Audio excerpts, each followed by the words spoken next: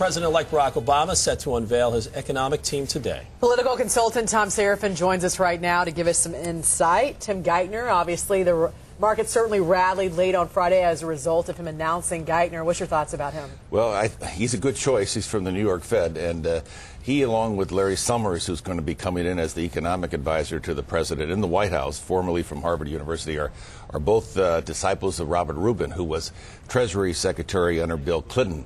And they believe in balanced budgets. They believe in free trade.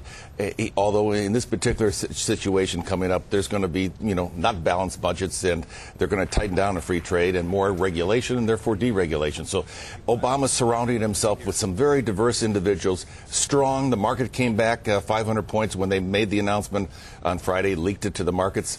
We've lost 2,000 points, 20% of the market since Election Day. So Barack had to come out of, waiting for his incumbency to start January 20th. He's starting a little bit early. I think everybody in the world's very happy. I was going to ask you about that. That doesn't seem, is that normal to be starting this early, getting that team together? Obviously, the situation we're in with the economy. Yeah. There's a need for it. Right. And if you take a look at the polls, last week Pew Research came out with their poll on Friday.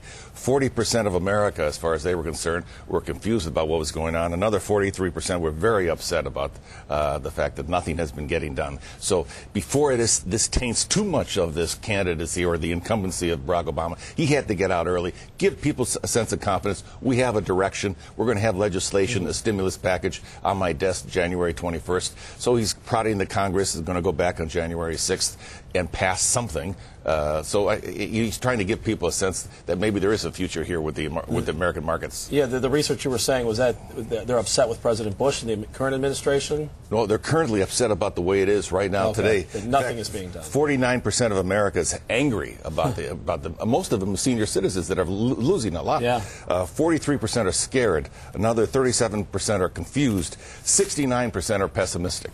And that's since the election. This is as of last Friday from Pew Research.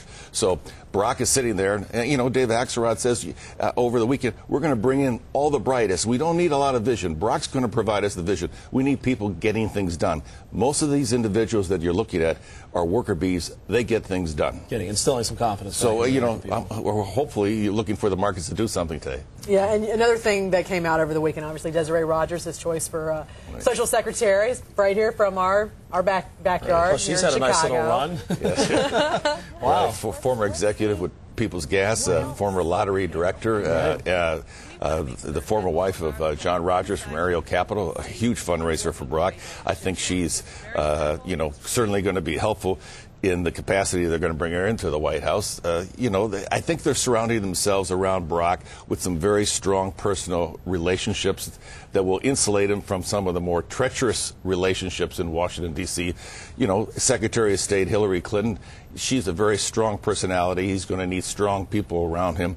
He's not afraid of strong people. Desiree can be a very strong personality. Valerie Jarrett is a very strong personality. Rahm Emanuel is a very strong personality.